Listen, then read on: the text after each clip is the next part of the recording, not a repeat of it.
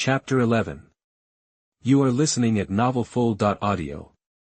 Riding on the back of the Dayan motorcycle, neither of them bothered with helmets, nobody cares much these days, and you hardly ever see a cop on the road. The driver mentioned he'd come from Huadu because they banned motorcycles there starting New Year's Day. No wonder you called me handsome, man. You're good looking and got a smooth game. You must be doing alright, right? Chu Yang yelled over the wind. Being on the back of the bike, you had to shout to be heard. Just scraping by, making maybe 3 to 5 grand a month.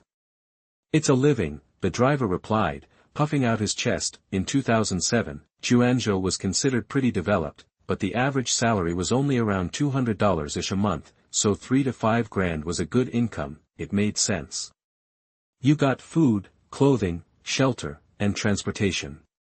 Transportation might be last on the list, but it was still a basic need. Back in the day, plenty of flight attendants in big cities married cab drivers. Even over a decade later, tons of folks were still supporting their families doing rideshare. After chatting for a bit, the driver started hauling ass. Chu Yang felt like the wind would rip his face off if he opened his mouth, so he shut up. After about 15 minutes, the motorcycle finally pulled up in front of a square building. Here we are, handsome. Chu Yang looked up at the dark blue Dehui Plaza sign. This was Shishi's fanciest mall, opened in the 8 stories high, sprawled across 50 acres, with over 1 million square feet of retail space, right next to City Hall. Even 10 years later, it was still one of Chuanzhou's biggest, busiest shopping centers. Chu Yang was here to shop, naturally. How much do I owe you? Chu Yang asked, hopping off. Normally 20. But since you're so pretty, how about 15? The driver slicked back his windblown hair. Chu Yang thought for a second and pulled a 50 out of his pocket. I'm gonna run in and grab some stuff. Be right back. Can you wait and take me to a couple other places later? The driver looked at him, surprised, then took the bill and rubbed it between his fingers. After making sure it wasn't counterfeit, he pocketed it and grinned. Gotcha. You're chartering me. No problem. Go ahead, handsome. I'll wait right here. Inside Dehui Plaza, Chu Yang headed straight for the clothes. Being a silver spoon kid back in the day, he had expensive taste. Didn't have to be designer, but it had to be comfortable. In the men's section, he saw a bunch of familiar brands, like Talent and Younger. Finally, he walked into the man's closet and grabbed a couple of the most popular polo shirt and jeans combos, the same style as Lu Tao from that show Struggle. He snagged a leather jacket, too. There was none of that cliché crap of getting dissed by a sales clerk and then showing them up. This was a high-end mall, after all. These salespeople were at least high school grads, and they were professional, a little impatient, maybe, but they hid it well. When Chu Yang came out of the dressing room, the young saleswomen's eyes lit up. Whoa, check out the hottie. Seriously, clothes make the man. He looks like a TV star now. I think he looks kinda like Tong Dawei. More like Zhu Yuchen. Those were 2 actors from the hottest shows this year. One played the main guy, Lu Tao, and the other played the third lead. Chu Yang didn't hear them, or he would have argued. He's obviously Gu Tianla. He checked himself out in the mirror. He was in pretty good shape, 6 feet tall. A little skinny and tan, but his features were solid. In book terms, he had sharp eyebrows and starry eyes, and there was nothing wrong with a tan. They called it bronze.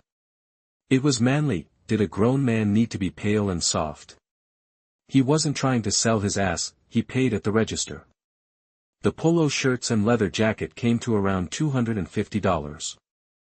Chu Yang asked the cashier for a discount and rounded it down to $240, handing her the bills. Sir, would you like me to bag your clothes?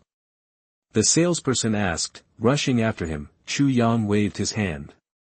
Nah, I'm good. And then he turned and left. Too bad, I wanted to get his number. The 34C saleswoman smacked her lips. Ooh, someone's got a crush, but I'm not saying who, someone joked. Screw you, I don't. The girls giggled. Meanwhile, Chu Yang wasn't slacking. He ran to the Samir store and bought a couple of plain cotton long-sleeve shirts. then hit the kids section and grabbed 2 outfits and a dress for Chu Shi. Passing by KFC, he stopped and bought a family bucket, so, when he came back to the bike with a giant bucket and a bunch of shopping bags, the driver was floored.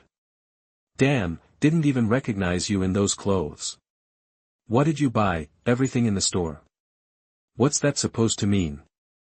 I looked like a bum before. Come on, let's go."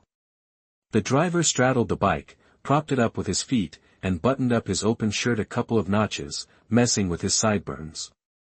Chu Yang's sudden upgrade made him feel self-conscious. He patted the seat behind him.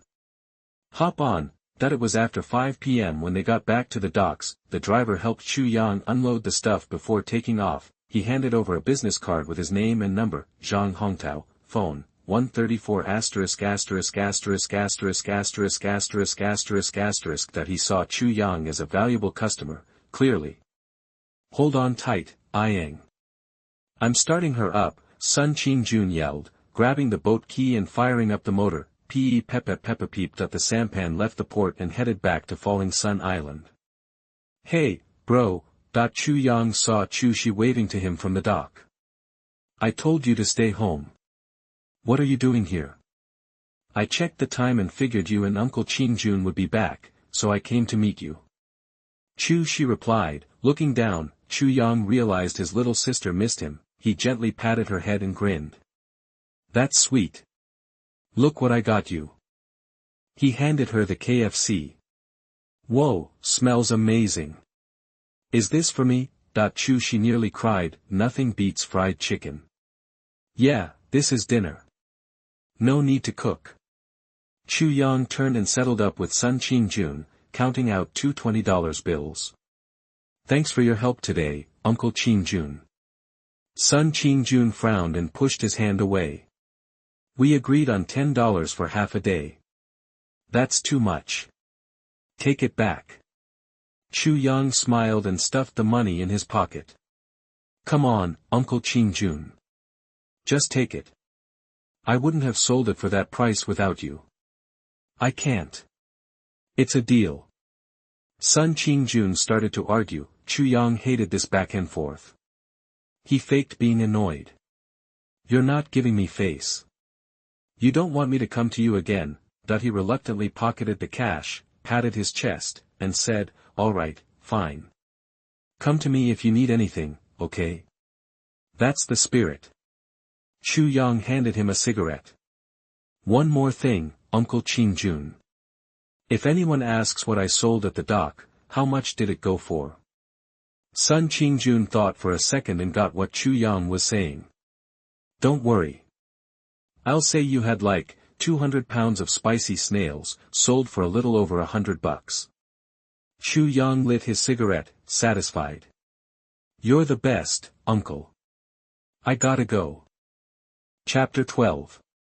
You are listening at novelfull.audio. "Hey, dude, you're selling dog claw snails, right? Why are you calling them spicy snails?" That once they were away from the docks and alone, Chu Shi looked up at Chu Yang, suddenly asking the question. Chu Yang smiled, ruffling her hair. "Come on, I'm doing it for everyone's sake. Imagine what Auntie would say if she knew we were making bank selling these things. She'd blow a gasket." Chu Shi pictured Lu Tsuexian's face, mouth twisted and eyes rolling, and burst out laughing. "Exactly. So, to keep the world safe, fight for peace, and stick to the truth, we gotta tell a little white lie, got it?" "Okay." Chu Shi nodded, all serious, but then she took a couple steps, and she was laughing again. "You're just worried the villagers will get jealous and start talking behind your back. And were you just doing Team Rocket? Jesse, James, and Meowth, that's right." Chu Yang touched his nose, looking a little embarrassed. Are kids these days always so smart? Back home, Chu Shi practically dove into the KFC bucket, taking a big sniff. Grease dotted the tip of her nose. Smells so good. Dig in before it gets cold. I've got a surprise for you later. You eat first, bro." Chu Shi picked up the biggest piece of fried chicken and offered it to Chu Yang. "Nah, you go for it. I gotta run next door real quick." Chu Yang headed over to the house next door. He pushed open the door to find Grandma's son gathering bamboo trays used for drying salted fish. Seeing him, she smiled and said hello, telling Grandpa's son, who was cooking in the kitchen, to make some tea. No tea, thanks. I just had a bunch of water when I got home. To stop the old folks from bustling around, Chu Yang pulled out a stack of bills from his pocket, a brown $20 bill on top. Grandma and Grandpa, I sold the snails today, and your share is done. The price was $120 a pound, and you had 11 pounds, so that's $1,320. Go ahead and count it. Hearing that the price was $120 a pound, the two old people were shocked. Grandpa's son chuckled. We trust you, kid. No need to count. Grandma's son nodded. That's right. Better safe than sorry. I might have miscounted in my rush. Don't want me owing you anything, Chu Yang said, smiling. Grandma's son smiled and gently patted his arm. You rascal. Just consider it your way of being nice to your grandparents. After he gave them the money, they insisted he stay for dinner. Can't, I grabbed some good food in town today.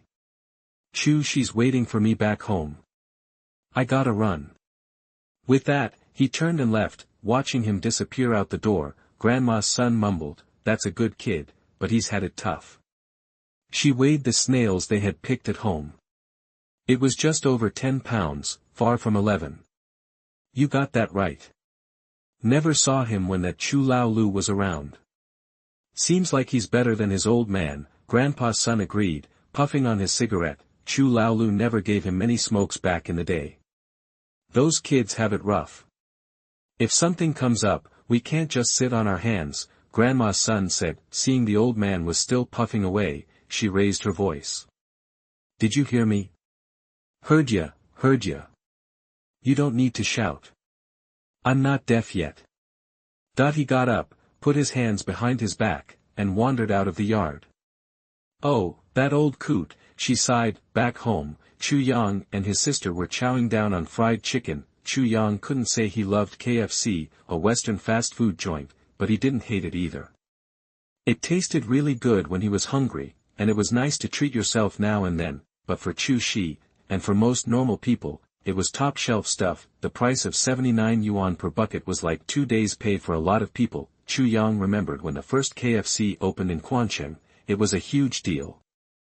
There was a long line in front of the restaurant, and it was even on the local news. Later, when domestic brands like Daiko's, Wallace, and Jingshin became more popular, Western fast food became less of a status symbol and found its way into everyday homes. Why aren't you eating, bro? There's still a bunch left. Seeing that Chu Yang only ate 2 nuggets and a hamburger, Chu Shi urged him on. Nah, I'm stuffed. This fried stuff was tasty, but it could get old real quick. He made a cup of green tea to cut through the grease. When Chu Shi was done, Chu Yang got out the new clothes he'd bought for her. Go wash up, then try these on and see if they fit. Wow, so many new clothes. Are they all for me? Chu Shi felt like she was dreaming these past few days. Her brother had come back and taken her away from her aunt's house. Now she was eating KFC again, and her brother was buying her new clothes. She only remembered being this happy when her mom was still around. Seeing Chu Shi trying on the new clothes, Chu Yang felt a surge of happiness. It was like there was an invisible line between them, slowly being pulled taut. How do I look, bro? Chu Shi put on a new floral dress and stood in front of Chu Yang. You look great. You're the prettiest girl on the whole island. Hearing that, Chu Shi bashfully smoothed the corner of her dress. Can I go out and play for a bit? Chu Yang knew what the little girl wanted. She wanted to show off her new clothes to her friends. Go ahead. Take the leftover KFC with you and share with your friends. He was older than Chu Shi, and he was acting like a parent. If she wanted to play, it was better to play with kids her own age. Okay, I'll be back soon. She ran out like the wind. Chu Yang started cleaning up, but there wasn't much to clean, just some chicken bones. He swept them to the door. The stray cats, dogs, and ants in the village would take care of them in the morning. After messing around with the snake in the yard for a while, She still hadn't come back. Chu Yang was a little worried, so he went out to look for her. 15 minutes ago, the village square, there was a small grassy hill on one side, like a natural slide, so it was a popular hangout for the kids in the village. The sun wasn't too hot in the evening, and a bunch of kids had gathered on the small hill. Yuanhang, a shirtless kid shaped like a Michelin tire, was dominating the center of the hill. Every time the little tank rolled down the hill, the other kids scattered, afraid of getting crushed. While the tank was rolling, a little bean sprout with pigtails sat on the grass, playing by herself. Kelp! Kelp! That the little bean sprout heard someone calling her name. She looked up and saw a pretty girl in a floral dress waving at her. Are you calling me? That the little bean sprout named Kelp pointed at her nose, blinking. It's me, Chu Shi. Don't you recognize me? Chu Shi? Kelp stared at her for a few seconds, finally made the connection, and excitedly clambered up from the grass. It really is you. Are those new clothes? They're so pretty.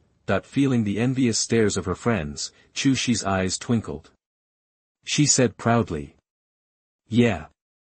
My brother bought them for me. And I've got KFC too. I brought you some spicy chicken wings, check it out. After taking the chicken wings, Kelp was dazed by the scent, taking a tiny bite. Is it good? It's amazing. This is the best thing ever. Kelp nodded. Then eat up. I've got more. My brother bought me a bunch. Chu Shi bragged. Your brother's so nice. Kelp looked jealous. The two little girls were laughing, eating fried chicken, not knowing they'd been targeted by the fire control radar. Yuanhang, the little tank who had been rolling down the hill, just got up and saw what the two girls were holding. KFC. Yuanhang lost it. Chapter 13. You are listening at novelfull.audio. Yuanhang had only tasted KFC once, when his aunt, Lu Zuexian, dragged him into the city to visit his cousin. They'd scraped together enough for a combo meal. He only got a few fries and half a chicken nugget, but that greasy, salty, crispy taste burned itself into his brain like a virus. Now, that taste memory was firing on all cylinders, short-circuiting his whole system. All he could think about was getting more. I want KFC. Give it to me. Yuanhang bellowed and charged forward like a bull. He was big, but not clumsy. He barreled straight at Haikai, snatched her chicken wings, and shoved them in his mouth. Ah! Crunch! Wah! My chicken wings! Little Haikai froze, then burst into tears, totally blindsided. Little Tank didn't even blink. He swallowed the chicken wings, bones and all, then locked his sights on the chicken nuggets in Chu Shi's hand. Gimme more. I want more. He bulldozed her. Chu Shi was barely bigger than Haikai. She didn't stand a chance. He ripped the nuggets right out of her hand, knocking her to the ground, ruining her new dress. Wah! She sat there, sobbing. Nearby, Lu Zuexian watched it all, a nasty smirk spreading across her greasy face. Serves you right, you little show-off, prancing around in those fancy clothes. Got money, but no respect for your elders, and eating KFC, you little brat. And that little runt, why didn't she drown with her deadbeat parents? At least she'd be good for something then. Just as Lu Zuexian was stewing in her own thoughts, she caught a blur of motion out of the corner of her eye. Then, her precious little tank went airborne, landing with a thud in a bush beside the grassy slope. Chu Yang thought his kick was definitely better than anything you'd see in a pro soccer game. He'd arrived just in time to see little Tank shove Chu Shi down, and his blood instantly boiled. He'd rushed over and delivered a solid kick to the kid's rear. Oh my God, murder! Lu Zuexian finally snapped to, shrieking and wailing as she lumbered over to help little Tank up. Chu Yang helped Chu Shi to her feet, wiping away her tears. It's okay, I'm here now. Brother. Chu Shi's lip trembled, and she started bawling. She was kind of used to it by now, but still scared. But with Chu Yang standing up for her, it was like she suddenly had backup. All the pent-up frustration came pouring out. Wah, brother. Chu Yang patted her gently on the back, while keeping an eye on the situation. He had to admit, the kid was built like a tank. He'd taken a serious kick and flown through the air, but he was already getting up, barely phased. Sensing Chu Yang's glare, Yuan Hang got spooked and burrowed into Lu Zuaxian's arms. Seeing that he was okay, Chu Yang let out a breath. This was still a country ruled by laws. He shouldn't do illegal things in the future. He'd been a little impulsive today. That was a warning shot. You try to mess with my sister again, and you'll get more than a kick, he said, his voice cold. And you, he turned his gaze to Lu Zuaxian. Control your kid. If you can't handle it, I'll be happy to help. The air hung heavy. Nobody expected Chu Yang, usually so quiet, to blow up like that. Only after he walked away with the two little girls did the old women watching start to whisper. What was that all about? Did Chu Laoyou's kid finally snap? He always seemed so mild-mannered. Who knows? Didn't he give the village chief and that accountant Xiong a piece of his mind yesterday too? What about an honest man? An honest man is scary when he gets angry. Wang Heir from Wang village was quiet, right? His wife cheated on him, and her family protected her. Next thing you know, he'd stabbed all 8 of them to death. I think he's been off ever since he fell in the ocean. I heard drowned ghosts always try to find someone to take their place. Don't you think? I don't know, but I'm not messing with him anytime soon. Who knows if he'll decide to take a few of us with him one day. Yeah. Listening to their gossip, Lu Zuaxian stopped wailing. Her face dark, she dragged little Tank toward home. Don't mess with that little brat again, you hear me? As they walked away, Lu Zuaxian warned him. Why not? I'm gonna beat that little brat to death. Little Tank clenched his fists, his face contorted with fury. Chu Yang's kick had embarrassed him. Everyone would laugh at him now. He couldn't beat Chu Yang, so he'd just have to find a way to get revenge on Chu Shi. Go ahead. If you're not afraid of her brother beating you, be my guest. Lu Zuaxian knew her precious son pretty well, and she deliberately egged him on. Sure enough, the mention of Chu Yang brought back his cold eyes and warning, and little Tank shivered. His eyes cleared up. Humph, I'm not afraid. He said it tough, but little Tank decided he was done playing with that little brat. Yeah, that's right, he was disgusted, not scared. Meanwhile, Chu Yang brought the 2 little girls back to his place. On the way, he'd gotten the whole story from them. Haikai was one of Chu Shi's few friends in the village. They had similar lives. Her family were fishermen too. Her dad had died at sea, and she lived with her mom on the north side of the village. It wasn't easy for a widow to raise a kid. No wonder she was as skinny as a beanpole. Go play.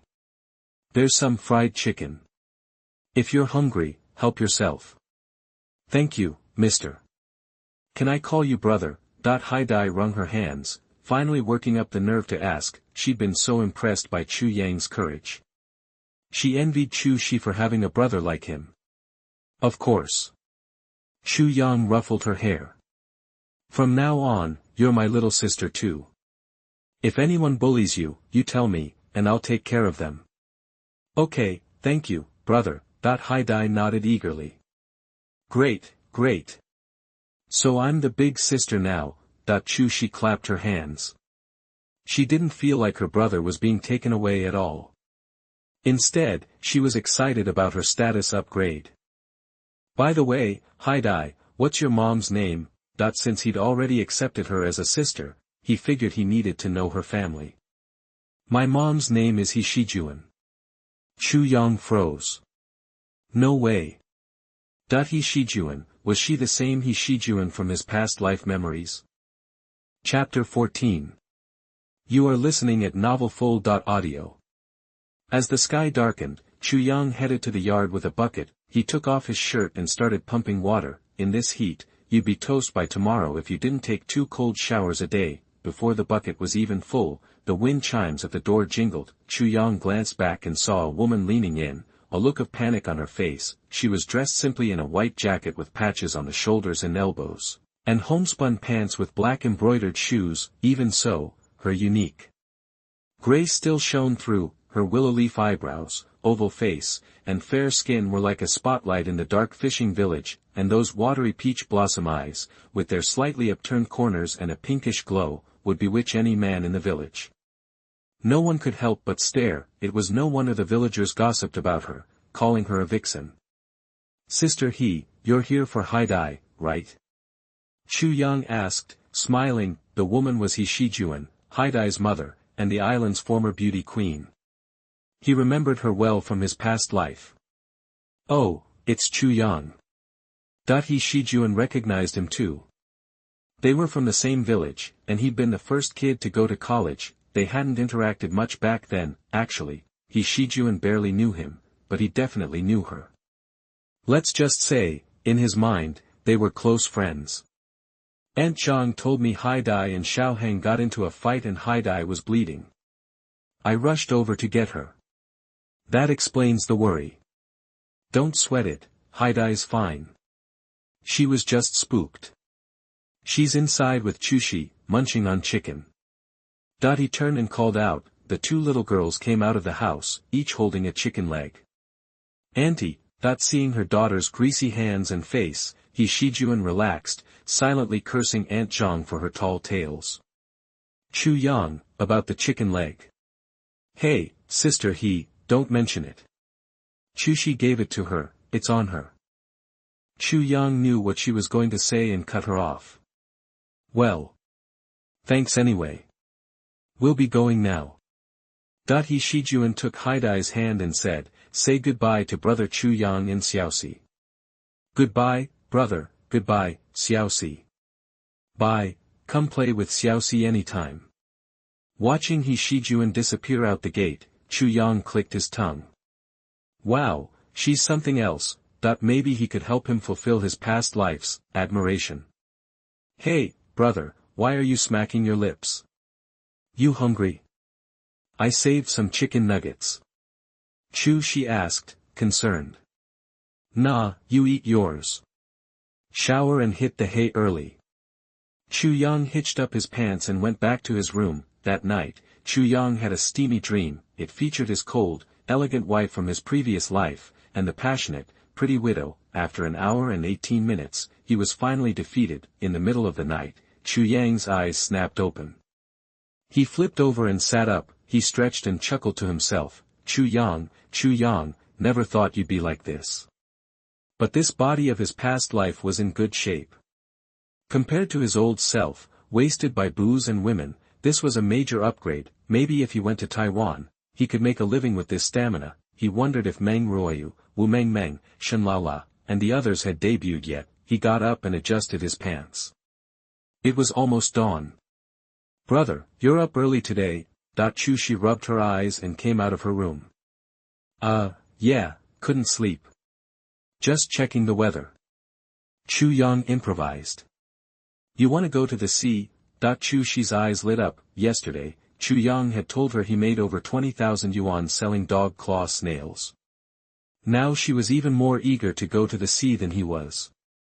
"You little money grubber." Chu Yang grinned and tapped her nose. "Hurry up and make breakfast. I'm starving." He rubbed his stomach and added, "And make some fried eggs, will ya?" After breakfast, Chu Yang went for a walk. He passed many villagers coming back from the shore. They carried buckets filled with crabs, fish, shrimp, and shells, nothing of much value, really. A full bucket might fetch them 30 or 50 yuan at the docks. Getting over 100 was rare, and for that pittance, they had to get up at 2 or 3 in the morning and work on the mudflats until 7 or 8, that was life in the fishing village. For someone like Chu Yang to make thousands or tens of thousands of yuan fishing meant his ancestors' graves were on fire with luck. As he wandered, he found himself at the ferry pier. A 40-foot iron boat was docked there. It was a buyer's boat. A burly man with a no-nonsense look stood beside it. His name was Gu Yuan, a fishmonger who worked several nearby islands year-round. He was surrounded by villagers, all trying to sell him their catch. Chu Yang watched for a bit and saw that Gu Yuan was a tough negotiator.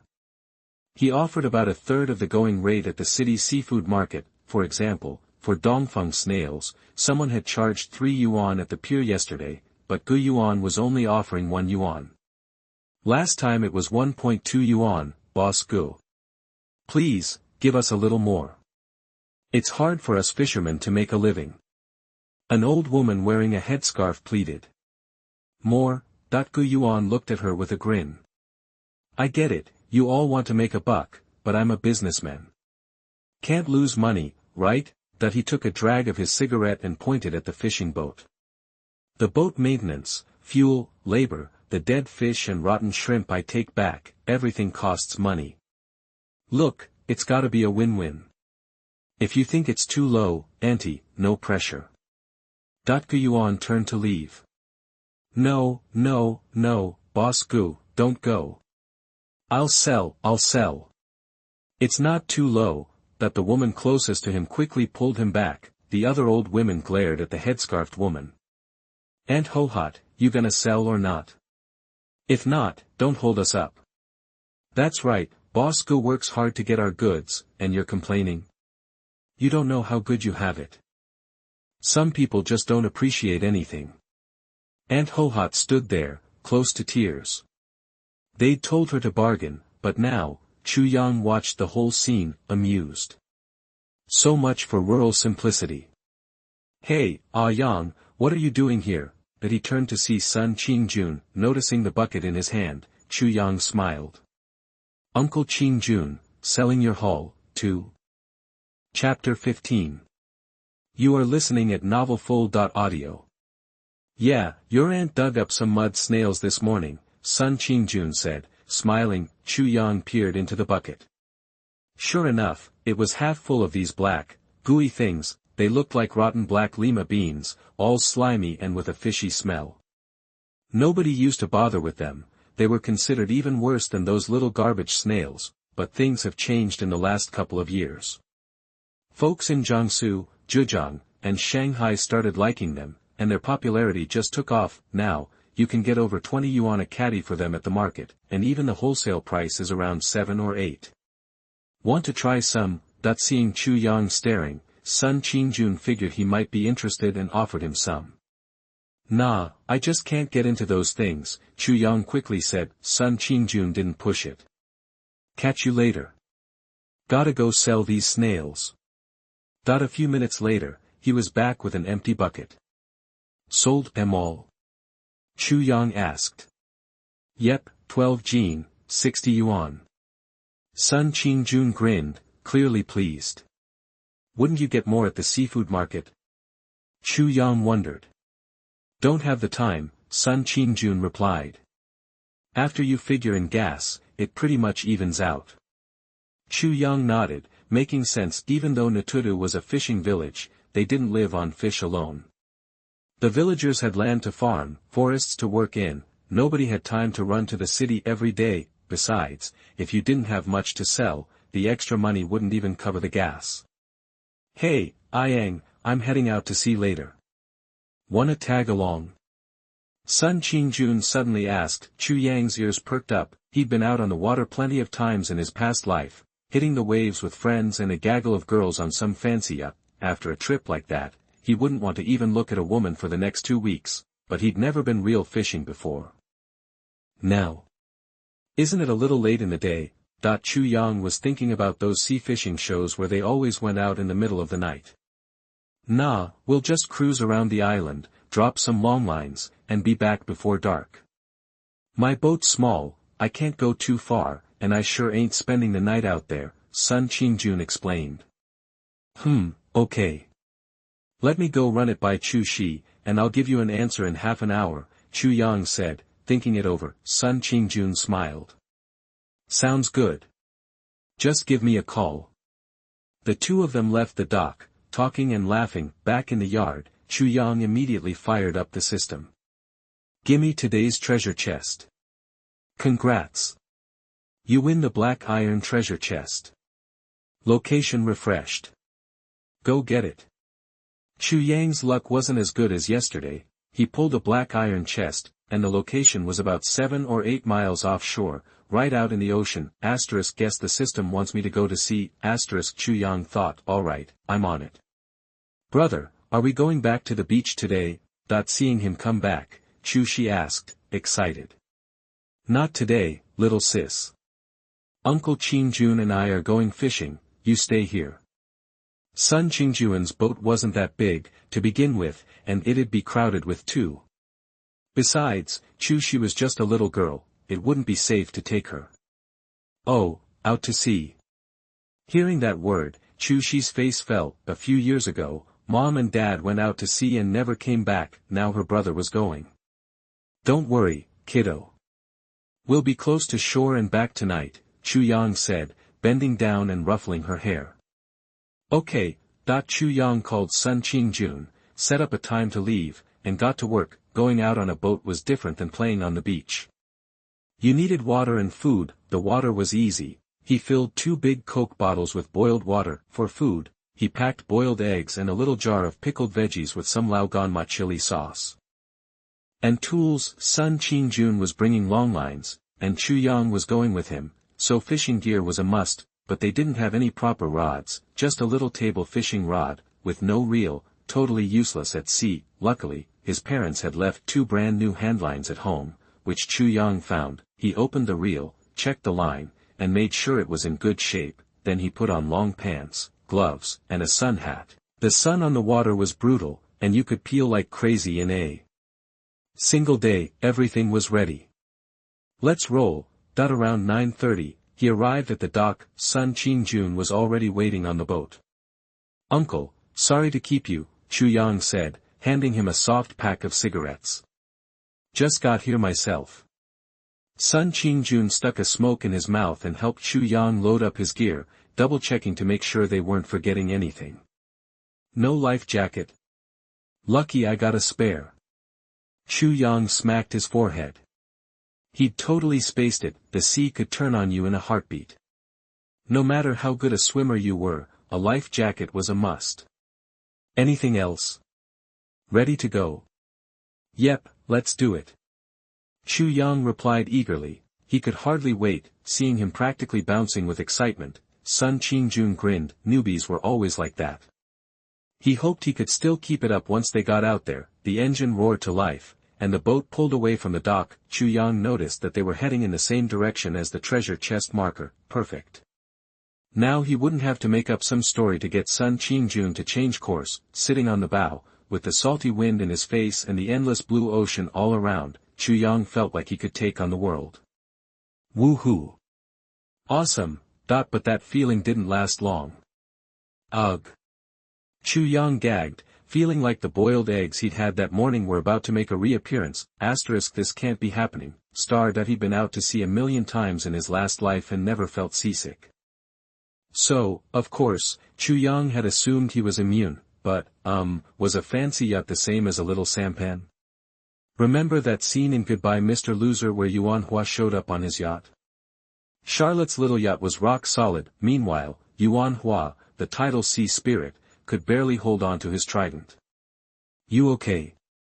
If you feel sick, just let it out. The wind's not too bad today, you'll get used to it, Sun Qingjun said, like he'd been expecting it all along. Chu Yang, ugh. After puking for half an hour, he'd gotten rid of everything he'd eaten that morning, and the boat finally arrived. Here we are.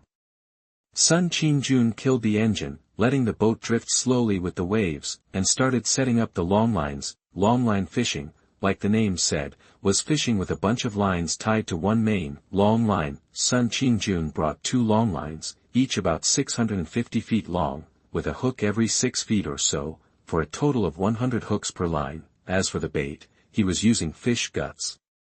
There was plenty of that stuff down at the dock. It stank to high heaven when it sat in the sun. Throwing it in the water would probably attract fish from miles around, but it'd definitely offend your nose. Ugh. Chu Yang made another deposit, this time from the smell, but after he'd been sick for a while, the weird thing was, he started to feel a little better. By the time Sun Qingjun had finished setting up the long lines, he was pretty much back to normal. Let's get to it. Chu Yang took out his handline, tied on a number 12 hook, stuck a big piece of fish gut on it, and confidently cast his first line into the ocean. Chapter 16. You are listening at novelfull.audio. Seriously? Where are all the fish? Chu Yang voiced his frustration to the sea. He'd had his line in the water for a half hour, and hadn't even snagged a crab, let alone a fish. It's not like this online. Those fishing vloggers catch something the second their hook hits the water. Staring out at the open sea, Chu Yang was starting to think those videos he'd been watching were fake, and that he'd actually rewarded the creators. Damn it. Hang in there, Sun Qingjun said.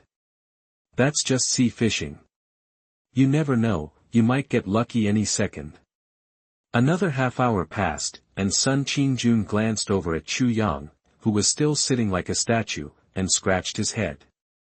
Hey, how about lunch? Sounds good. Chu Yang knew he just wasn't cut out for this. He was striking out. If it wasn't for the system he had, he'd probably starve to death as a fisherman. I'm going to have to start cheating again. If I don't use the cheat, this is just a waste of time. Chu Yang started reeling in his line. He'd been hungry for a while, and originally wanted to catch a fish to prove he could, but now, he was trying to come up with an excuse to get Sun Qingjun to head back to the treasure chest refresh point later, and his line was almost completely reeled in. Then, bam, something tugged on the line. He gave the line a lift. Did I snag some trash? The next second, the fishing line whizzed out of his hands, back into the sea, almost taking the reel with it.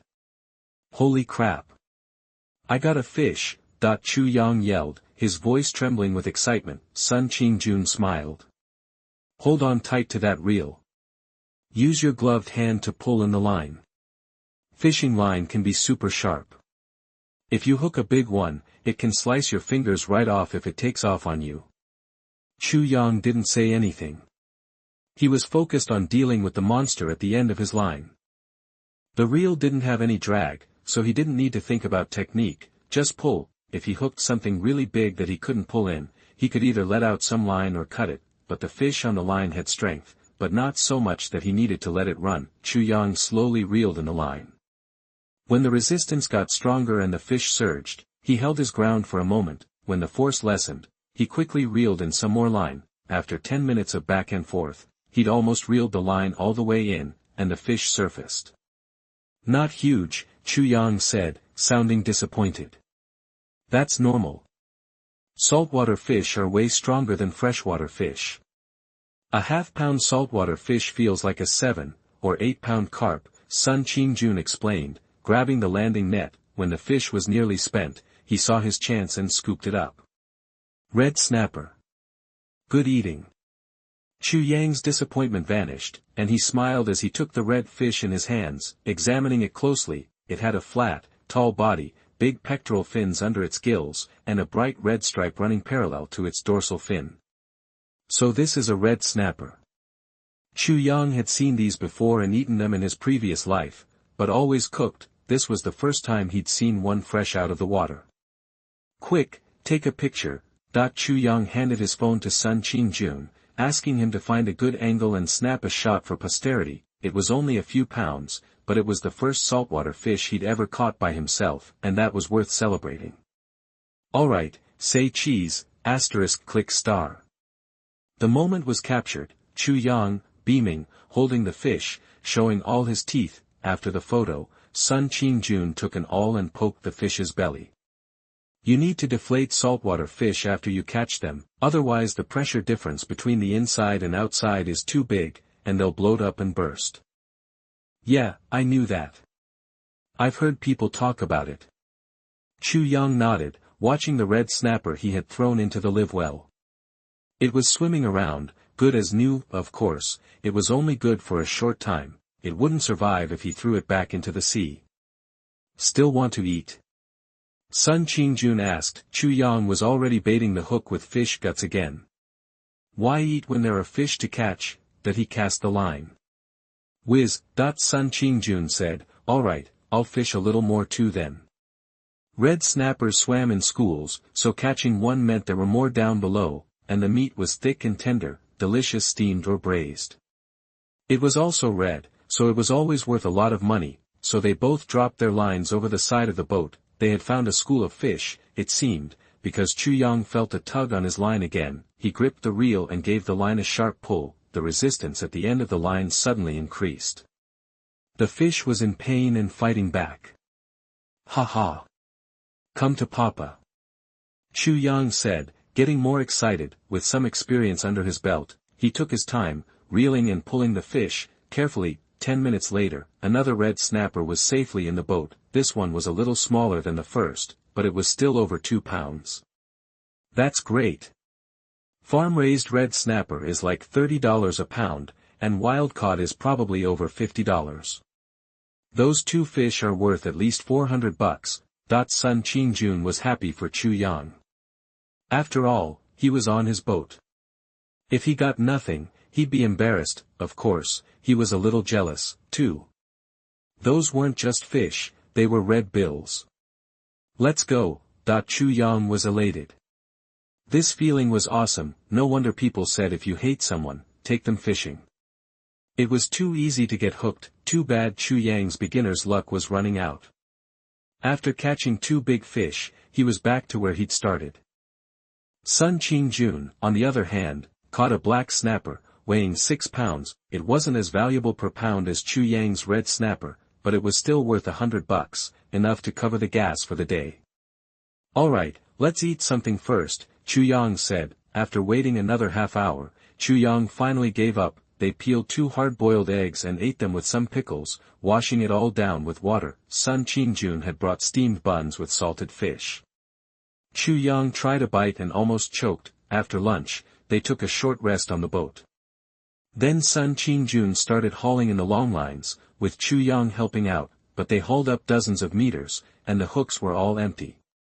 Looks like things aren't looking too good, Chu Yang thought. Sun Qingjun didn't look happy, but he tried to stay calm. Maybe there just aren't many fish in the shallows. Let's wait until we get to deeper water. When they were 1/3 of the way through hauling in the main line, they finally started catching fish, but all of them were small, worthless fish, like baby yellowfin snapper and baby rock snapper. There wasn't a single valuable fish in the mix. When both sets of longlines were finally reeled in, they only had half a tub of miscellaneous fish. Damn it all!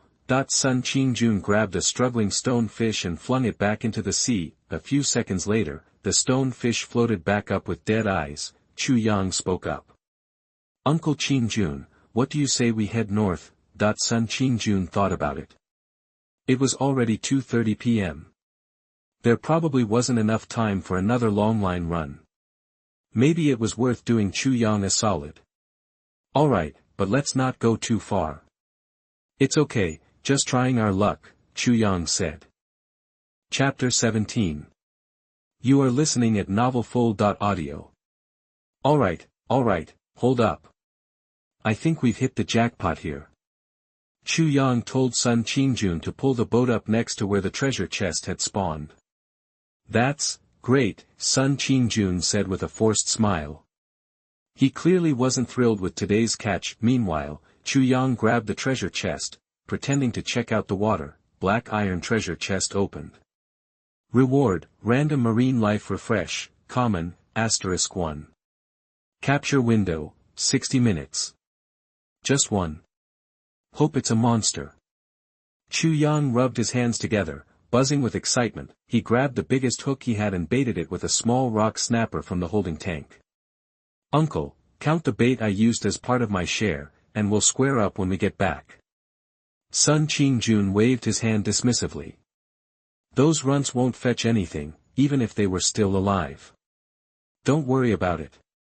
No, we'll figure it out, Chu Yang insisted, casting his line and staring intently at the water. After scanning the area, he spotted a faint white glow off the stern, circling in place. Come on, bite. Chu Yang muttered to himself. He didn't want Sun Qingjun to motor the boat closer. It'd be hard to explain why, and he didn't want to scare off the fish. The treasure chest prizes weren't a guaranteed catch. He'd snagged a ton of dog claw snails last time, but most vanished when the timer ran out. Landing this big fish was all on him, but after waiting over 10 minutes, the white glow showed no sign of moving closer. Watching the system's timer tick down, Chu Yang started to sweat. How could he lure it in? That's it, he slapped his forehead, remembering a video of some dude fishing for tuna by chumming the water first. Chu Yang wasn't sure if it was a tuna down there, but he was out of options. Grabbing a fillet knife, he chopped a handful of the 8 or 9 centimeter fish in half and tossed it into the water. Still nothing. Chu Yang kept chucking bits of fish. Sun Qingjun was smoking off to the side, not saying anything. It was just some cheap fish, and Chu Yang was only using the dead ones. After tossing in what felt like 10 pounds of chum, the white glow finally started inching his way. Chu Yang breathed a sigh of relief. It's working. After another 15 pounds or so, the holding tank was empty, and the white glow was right under the boat. Chu Yang quickly switched to a live white pomfret, hooking it through the dorsal fin, and tossed it in. Eat it, eat it. Sun Qingjun, worried that the kid was about to get skunked, tried to reassure him. Hey, fishing offshore isn't like fishing in a lake. There aren't as many fish. No use chumming where there's nothing to catch. But before he could finish, Chu Yang stumbled, half his body yanked over the side of the boat, the hand reel in his hands was spinning, the line zipping out. Holy crap, that's a big one. Sun Qingjun, a veteran fisherman, knew exactly what was happening. He rushed over and wrapped his arms around Chu Yang's waist, preventing him from getting dragged into the sea. All 200 meters of line were gone in seconds. Luckily, Chu Yang had tied off the end, or it would have snapped. Whatever was down there was unbelievably strong. Chu Yang held on tight, feeling his arms shaking. He could hear his own heart pounding. No way I'm losing this. He gritted his teeth and let the fish tow the boat, refusing to let go. After a grueling 10-minute standoff, the fish finally started to tire. Chu Yang seized the chance to swap places with Sun Qingjun. Phew, he took a deep breath, feeling more exhausted than if he'd been hammering nails all day. Sun Qingjun was stronger, but he was still straining. Now he understood why Chu Yang had nearly gone overboard. That fish has got away at least 200 pounds. The two traded places several times over the next half hour, slowly wearing the fish down. Finally, it was beat. Chu Yang started carefully reeling in the line. Catching a fish this big was dangerous. Even exhausted, it could flip and thrash, and the line could slice off a finger. It took over 20 minutes to reel in 200 meters by hand. Chu Yang was so sore he didn't think there was a single muscle in his body that wasn't aching, but he was beyond excited. He had to see what it was that had taken so much effort. Finally, the fish's back broke the surface. It was a massive creature, easily over a meter long, with an oval, flattened body covered in small white spots, and a ridiculously huge mouth. Its lower jaw had a split on either side, almost like a creepy smile. It was ugly as hell, but seeing it clearly sent Chu Yang and Sun Qingjun into a frenzy. Giant grouper. Giant grouper were often raised on fishing farms nowadays. It felt amazing to catch one. This fish was so well known, no one with any saltwater sense could mistake it, and they fetched a fortune, especially in Hong Kong and Guangdong, where even farmed ones went for hundreds of dollars a kilo. A wild one this size? Forget about it. Holy crap, holy crap, holy crap. Ah Yang, your luck is insane. Sun Qingjun had to admit he was jealous. Staring at the pig-sized grouper, he had to fight the urge to keep it for himself. He took a few deep breaths to shove those thoughts down. Ha ha ha, beginner's luck, I guess. Chu Yang knew better than to rub it in. Uncle Qingjun, let's get this thing on board. Don't worry, I'll make it worth your while when we get back. This time, Sun Qingjun didn't argue. Alright, I'll count to 3. We lift together. 1, 2. Sun Qingjun hooked his arm through the grouper's gills and heaved, while Chu Yang pushed from behind. They put every ounce of strength into getting it on the boat. Then, Sun Qingjun quickly poked the grouper with a needle to relieve the pressure. He poured water on it to keep it moist. Luckily, the water wasn't too deep. If it had bloated and died, it would have been a disaster. The grouper hogged a big chunk of the deck. Without wasting any time, they headed back. Chu Yang lay next to the grouper, grabbed his phone, took a selfie, then found Bai Pengfei's number and dialed. Hey, Mr. Bai, remember me?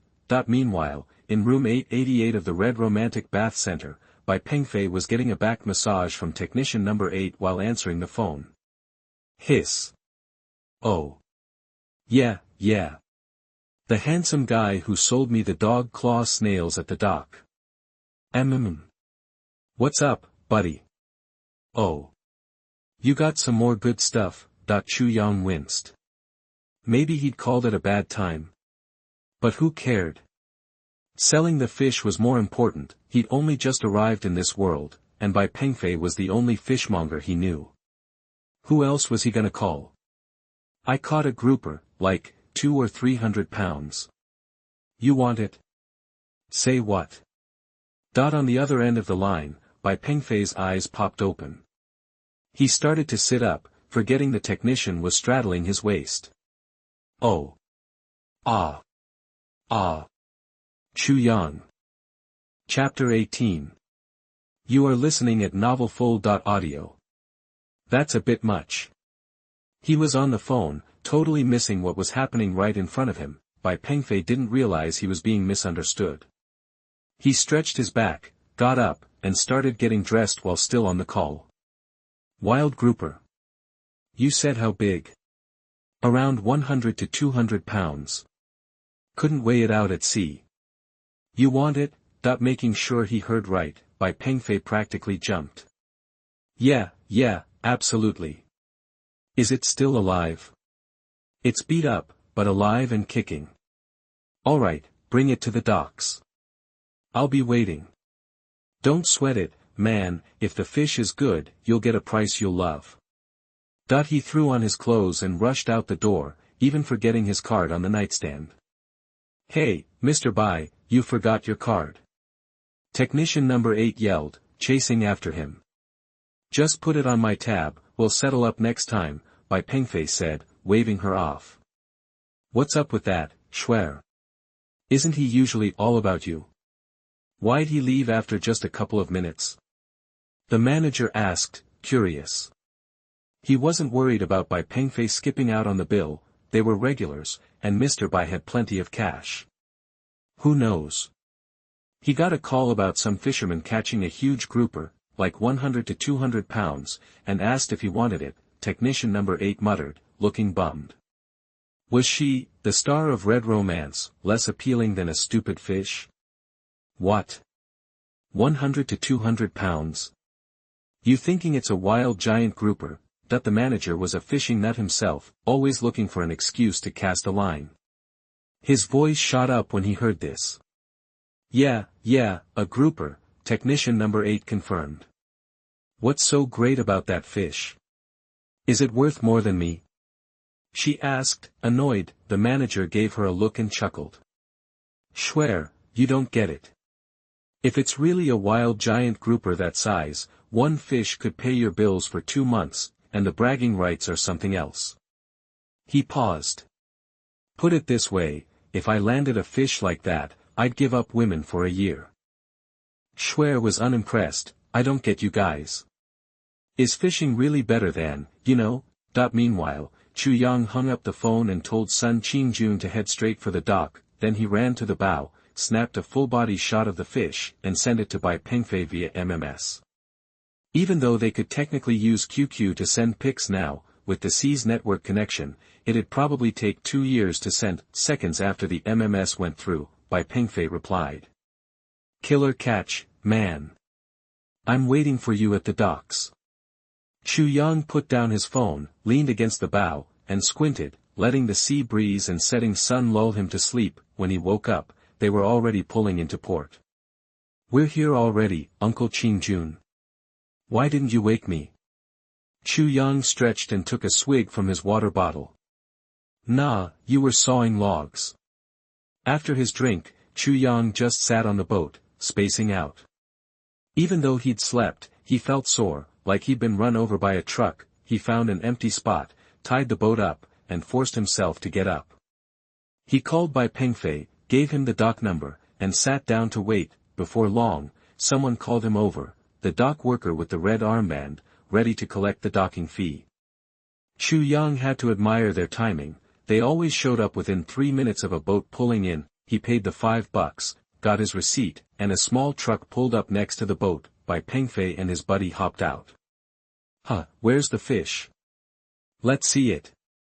Bai Pengfei shoved a pack of premium cigarettes in Chu Yang's pocket before even saying hello, clearly excited. It's on the boat, take a look yourself. Chu Yang cracked open the pack of cigarettes, gave one to Sun Qingjun, one to the dockworker, and lit one for himself. Taking a long drag, Bai Pengfei jumped onto the boat and yanked back the tarp covering the fish. He beamed. Now that's a haul.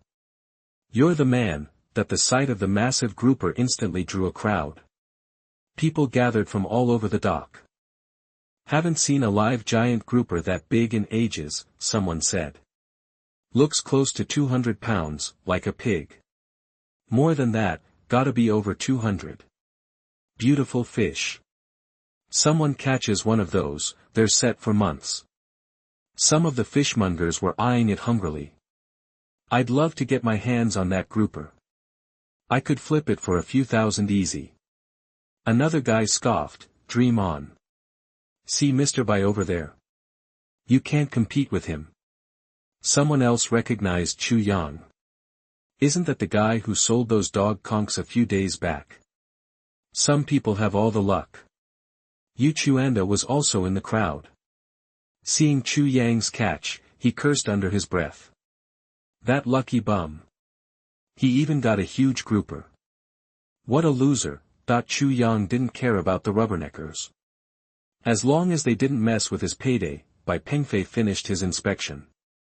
It was a rare giant grouper, and the key was that it was fresh.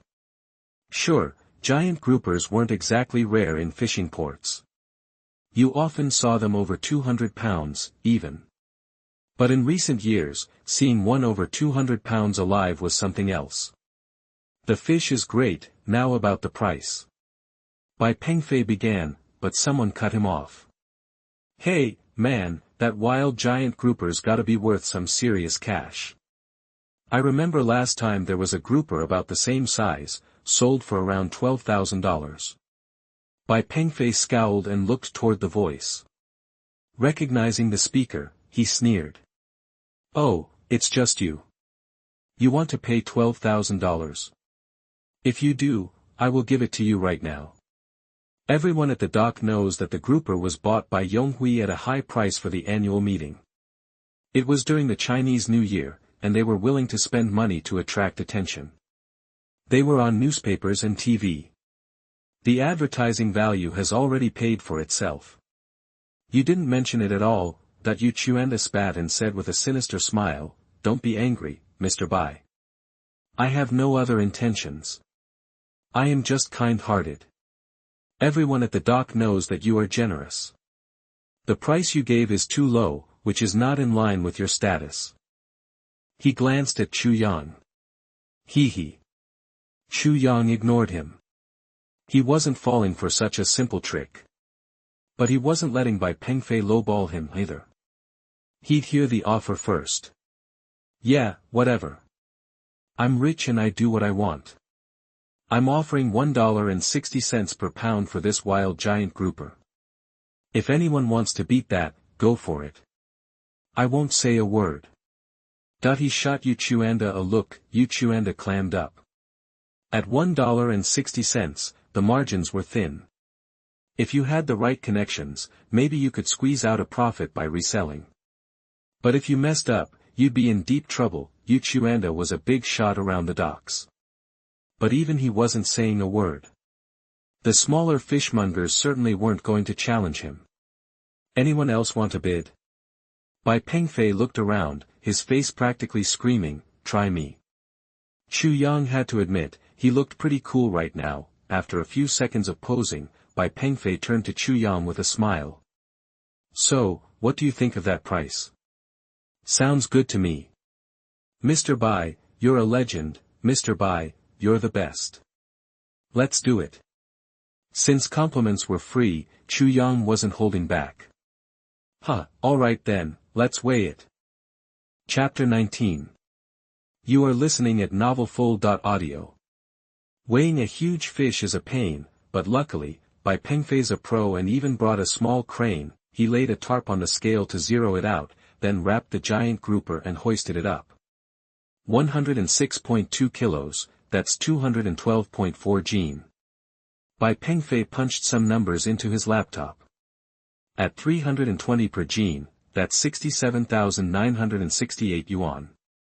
Round it up to 68,000, I'll pay it if you want. Chu Yang was fine with that. Generous as always, Boss Bai. Bai Pengfei scowled playfully. Why, Boss Bai? Call me Brother Bai. The more he looked at the somewhat tanned and lean young man, the more he figured there was more to him than met the eye. In just a few days, he'd landed goose barnacles, big blue crabs, and now this monster grouper. Bai Pengfei had a feeling that if he stayed on this kid's good side, he'd have a steady supply of rare seafood. Chu Yang didn't stand on ceremony. Okay, Brother Bai, call me Yang. That's what my friends and family call me. Awesome, Yang, ha ha ha. Bai Pengfei clapped him on the shoulder. Since we're like brothers now, I gotta show you some hospitality. Don't leave just yet. I'm gonna set you up with the full VIP treatment at Honglang tonight. You won't be disappointed. Chu Yang was tempted. He knew what the full VIP treatment meant, and with Bai Pengfei's connections, it would be top-notch, but after a moment's hesitation, he shook his head. Thanks, but I'll have to pass. What, am I not good enough?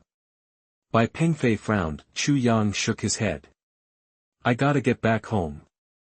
My little sister's waiting for me. Alright then.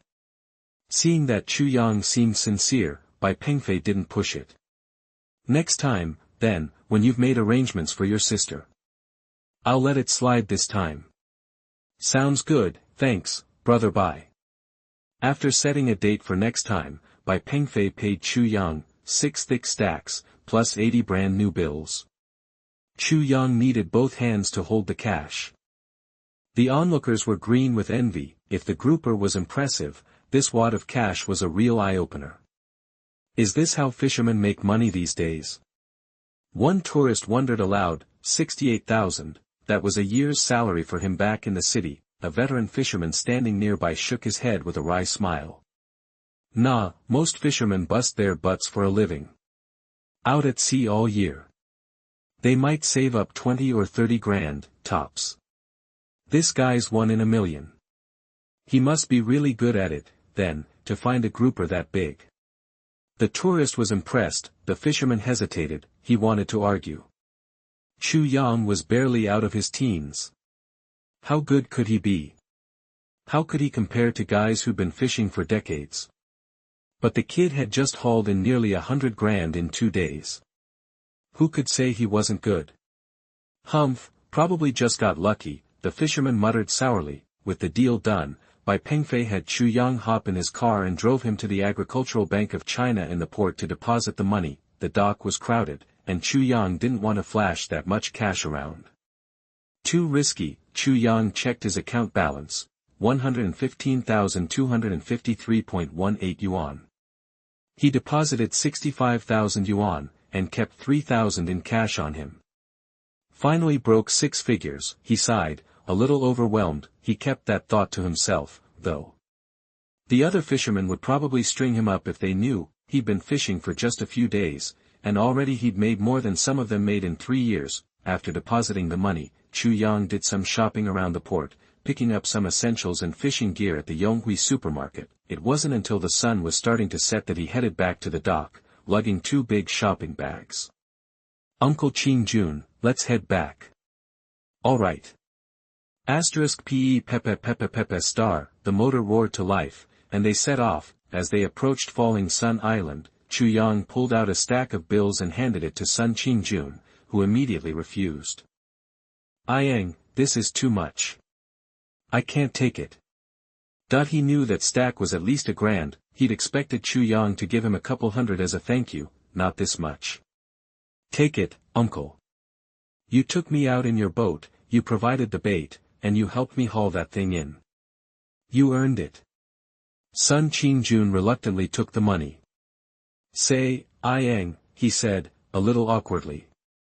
I overheard boss by saying he was gonna treat you to a one-stop service next time.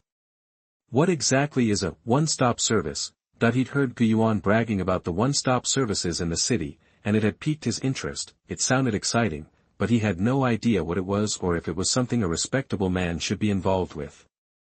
Well. Chu Yang was caught off guard.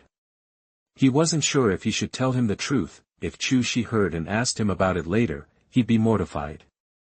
Ask Boss Bai about it next time, he said, hoping to dodge the question. Oh. Sun Qingjun didn't get the answer he wanted, but he was even more curious about this mysterious one-stop service now. At 7:30 p.m., Chu Yang finally got home. Hearing the wind chimes, Chu Shi scampered out of the house. Brother, is that you? Yeah, it's me. Why is it so dark in here?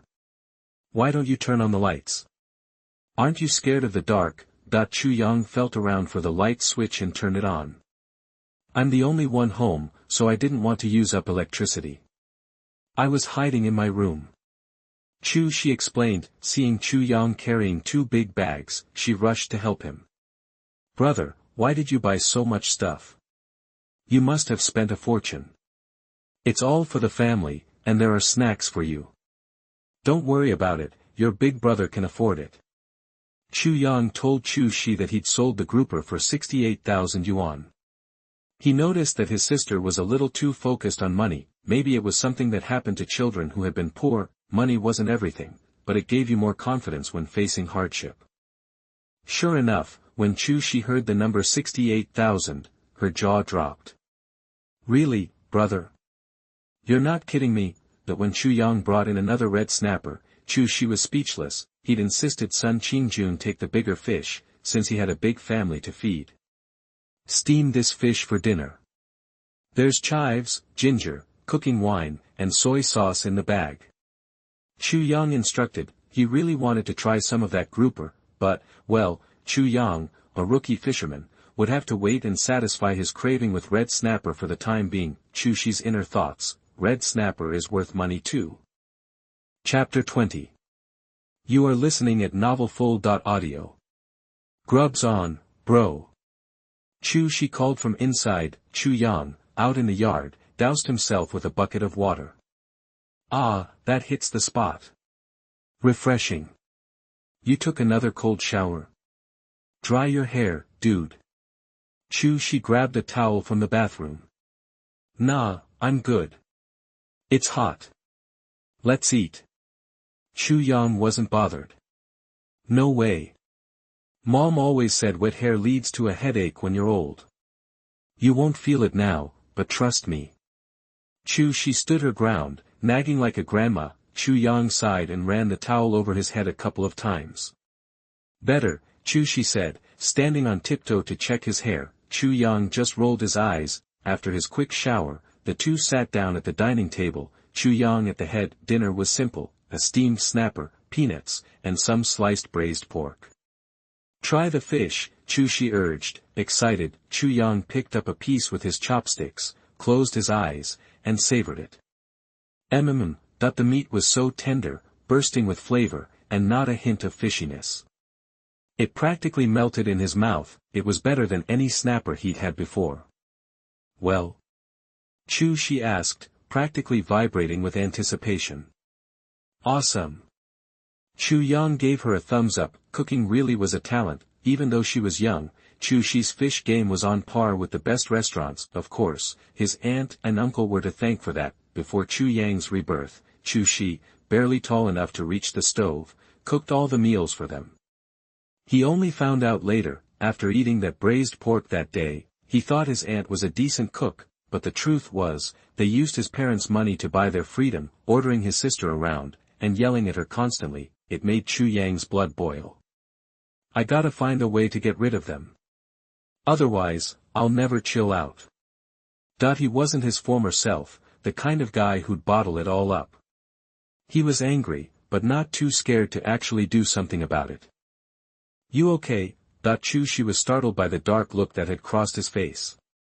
Yeah, let's just eat. Chu Yang tamped down his emotions and shoved his rage aside. He was brand new here, and just finding his feet. Some things needed time. As they ate, he heard the wind chimes jingle. He glanced toward the door. It was Grandpa's son, holding a jar sealed with yellow mud.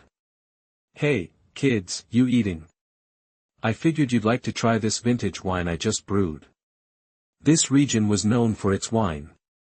Although the name implied green or red, it was made from glutinous rice and fermented by Gutian yeast. It had a green and red color and amber shape, judging by the jar. This was good stuff. Chu Yang had enjoyed wine in his previous life, so he was instantly intrigued, but he couldn't just take it. He got up to grab his wallet. Grandpa's son waved him down. Don't worry about paying. Consider it a thank you for letting me sell my snails. We're not strangers, right? Hearing the old man's tone, Chu Yang grinned. Alright, come sit down and have a glass with us. Otherwise, I'm gonna have to force you to let me buy it. Grandpa's son chuckled, eyeing the food on the table. Well, in that case, I'll take you up on that. After a bit more back and forth, Chu Yang convinced Grandpa's son to sit at the head of the table, while he took the seat to the left. He wasn't being fussy, it was just that the older folks were particular about this stuff. It was important to go with the flow, being a rebel. Sure, but it depended on your clout. These days, people online like to say, oh, Jobs always wore a black turtleneck and jeans. But they never think that when Boss Joe did that, he was a top CEO and could talk to the president as his equal. If you looked back to the start of Apple, he wore suits. Right now, Chu Yang was the equivalent of early Jobs.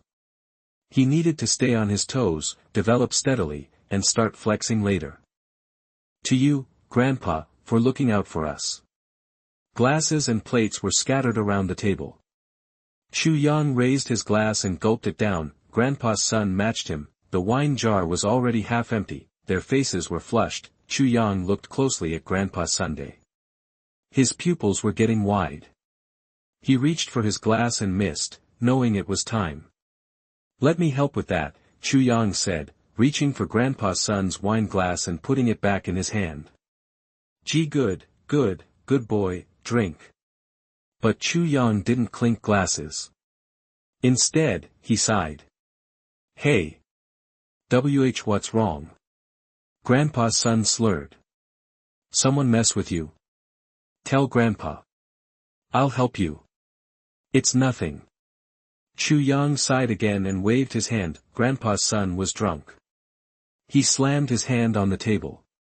Hurry up and tell me. Chu Yang hesitated, then said, okay, it's about the whole house thing. The more I think about it, the more it seems wrong. How could I sign the agreement on the same day and fall into the sea on the same day? I hadn't been drinking the night before. Grandpa, you know everyone. Did I piss someone off? Grandpa's son's glass stopped in midair, and he fell silent. Chu Yang didn't press him. Instead, he poured him more wine. If you don't know, it's fine. Forget I said anything. Let's drink.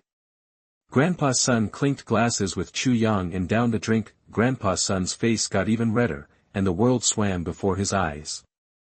I thought I saw Lu's son, coming back from the beach where you fell into the water. Grandpa's son slumped onto the table. Lu's son. Hearing the name, Chu Yang felt a chill. Lu's son, whose real name was Lu Fuguang, a local bum who was lazy and a thief. Why would he be at the beach in the middle of the night? And he was his aunt's cousin. Chu Yang was getting closer to the truth. Heh, they better not get caught by me.